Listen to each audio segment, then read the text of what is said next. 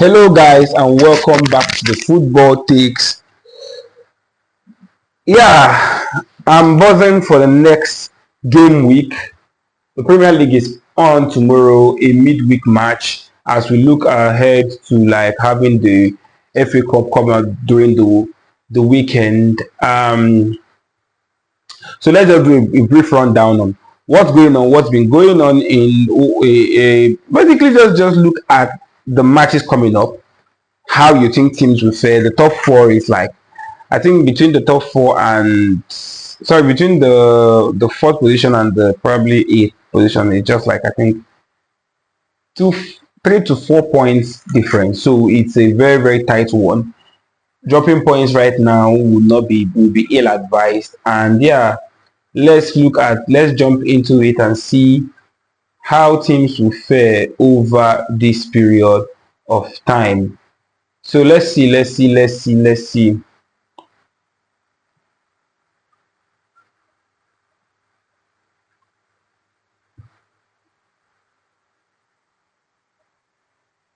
Okay. So I think the game week tomorrow will be kicking off with West Ham United against Nottingham Forest. West Ham United got battered at the Molineux Park, and they are at home against Nottingham Forest. That got beat. Nottingham Forest got beat by who? I think they came over against a proper opponent. Okay, Aston Villa. Yeah. So and yeah, they tried their best, but obviously it's Aston Villa. Aston Villa did their due diligence and got over the line with 3 points. But now they are traveling to West Ham United, and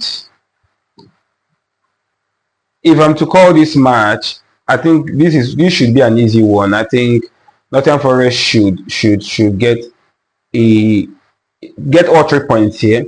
But I'm thinking a 2-1 victory for Nottingham Forest. I don't see West Ham not scoring. They should be reacting to that Nottingham to Wolves. But it's tough is this. If Wolves is winning you, if there is little it's either you're sacking your manager or you're sacking your manager. Because like this is the thing that went 12 matches without winning a match. Got against Manchester United, get the point against Manchester United, and is battering you 3-0. Like you getting battered 3-0 by Wolves means that they had more chances to score. And you couldn't even reply. So you are bad. Like there's nothing don't look at statistics or look at how the match went, or don't do that. Just figure out you're bad and just move on. And yeah, so I think Nottingham Forest wins them, but they'll probably want to do some kind of reaction. And the really reason why Nottingham Forest does not have a high scoreline is just because I believe Sean Dyche will probably get a goal or two in the match and be conservative, because I think that's the kind of manager he is. Then we look at Bournemouth versus Tottenham Hotspur. I think Tottenham Hotspur drawing against Sunderland is a good result with the kind of form they've been in. But I think they have Romero back. I think they have some of their players back. And yeah, I think one thing that you could say about this Bournemouth team is that once they see these big six sides, they turn up. So I think also playing at home, I don't really know how to call this match. I think Tottenham will probably be conservative, while Bournemouth will try to go at them, but I don't know. But I think they still have some million in their camp. And what that means is probably their goals in that team, because Kuviat has been off of it.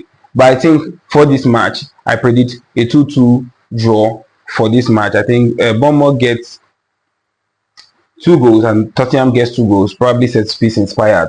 But that, what else do they have to offer? Brentford versus Sunderland. Another war against the set pieces. Igor Thiago on fire. Sunderland not giving anybody space for stuff. But I think Brentford wins this one. I just don't know why. I feel I just have that sixth sense that Brentford should win this one. I think a 2-0 win for Brentford. But Sunderland is always unrelenting. They're always trying to nick something in the game. So I revised that prediction and I say a 2-1 victory for Brentford still. Aston Villa versus Crystal Palace. Crystal Palace has been off of it. They've been off of form, but Aston Villa has been firing on all cylinders. Matthew Cash back, making stuff easier on that attacking front. I think they also get a win against Crystal Palace at home at Selhurst Park. So, how much of a margin? That is to say, that's yet to know. But them being away from home, I think they just play a match just like Nottingham Forest. But I think against Crystal Palace has a goal in them always. So I think for that match, I still go a conservative one. Aston Villa 2-1 victory against Crystal Palace, and I think that should settle that. Everton, I think Everton should finally show Wolves back to the losing ways. Even after getting battered against Brentford, I think there should be a reaction there at Hill Dickinson, and yeah, I predict for that match a 2-0 win for Everton, and that should be it. A clean sheet is paramount to show that they are on top. But if Wolves gets to get anything from this match, I think the bottom boys should be very, very wary of a relegation race, because going 3 matches and picking something out of it means this coach has something off of his sleeve that we are not yet picking up. Because the 2 matches, obviously, Man U can do anything at any day. But these guys, I think, if they get it over at Everton, I think the sky is their limit. Then we speak about Fulham versus Chelsea. Fulham versus Chelsea. Chelsea put up a good fight against Manchester City, but they always do this stuff against the big boys. Against Arsenal, they got a draw. How they did it, only them knows. Against Man City, they also pulled up the stuff. In my opinion, I believe Man City should have seen off the match, but they didn't. It is what it is. And yeah, they should have, but they didn't. And here we are, a 1-1 draw. But I think against the small boys, they go back to their old ways, and they normally try to shit the bed. But for this one, I think Wolves side is a very good one. Marco Silva proving that again against Liverpool. Although Liverpool should have gotten the 3 points from that match, except from an exceptional strike from Harrison Reed. But that notwithstanding, I think Chelsea are good, because obviously there will be more spaces now. So Cole Palmer should be playing quality football on this front, because I don't think he had so much of space in the Man City match. But yeah, I think for this one, he should be doing his due diligence. But it is yet to see, and we are going to. So for that match, I think I will just predict a draw. I think I predict a draw, a 2-2 draw in that match for Chelsea Fulham. Then Man City versus Brighton. I think every time Man City goes through that kind of listen. Although this is two draws for Manchester City though. This is actually worrying that they are losing their mojo. Although Chelsea's match was just a match of missed chances upon missed chances, lackluster football, and yeah, from the attackers, I feel Foden and Czech could have seen off that match, but they were having other ideas. But there is that. And then, so for that match, I predict Man City winning Brighton, but anything can happen, because this Brighton side is always very, very delicate, right? They can't sting if you let them do. So by predicting Man City win, I predict a 2-0 Man City win for that match. And then Burnley versus Manchester United. Manchester United just sacked Amorim. That is a story for another part, an entirely new video. But we are going to get into that subsequently. But yeah, I don't know how he would fare.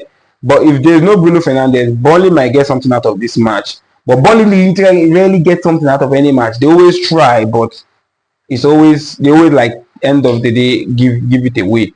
So it is what it is. We are yet to see.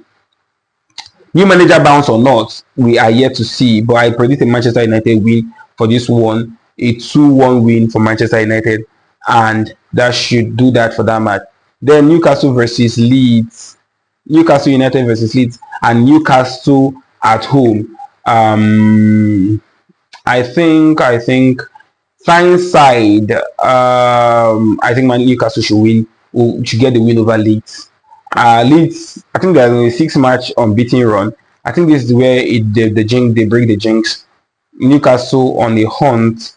But this is the second. I'll put my hope in Newcastle again because I believed in them to win the Sunderland game, but they didn't.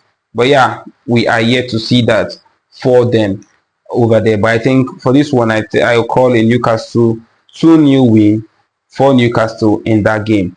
And yeah, I believe that should settle that. And then we're looking at Arsenal versus Liverpool. Flat off the top, uh, I just wanted to predict a 3-0 win for Arsenal and rest my case. But yeah, I was this close to getting my prediction right in the Liverpool versus Fulham match opposite Harrison Reed had other ideas. But the thing is, the big six matches, it's always different because Chelsea, Liverpool is in the La La Land, Arsenal is in Wonderland. But you could see that in Chelsea. So I think I need the Chelsea fan to come and lay hands on me so that I get their mojo on how they get these draws on from these big matches. But yeah, I think this match might be a KG one. It might be a KG. It's one that could be so hard for Arsenal or very easy for Arsenal. So I don't really know. But I will call Arsenal win. Arsenal are at home at the Emirates. But I'll call an Arsenal win. I don't see Arsenal keeping a clean sheet for some reason. Is Hugo Ekitike back? I don't know. But I think it will be a match of tight margins. And Arsenal, with the revenge mindset, should be getting, I think, a 3-1 win over Liverpool for this one. And that should conclude the game week. Those are my opinions. Let me get your thoughts and your opinions into the match. And yeah, let's see what your thoughts are. How about my predictions, and let's see where that goes. Yeah, thank you guys very much for watching and getting in on the conversation. Really appreciate you supporting the channel. If you haven't subscribed, please hit that subscribe button. Let's grow this channel. Let's get the conversation out there, so for more people to get engaging. And yeah, thank you once again for watching. See you on the next one. Ciao.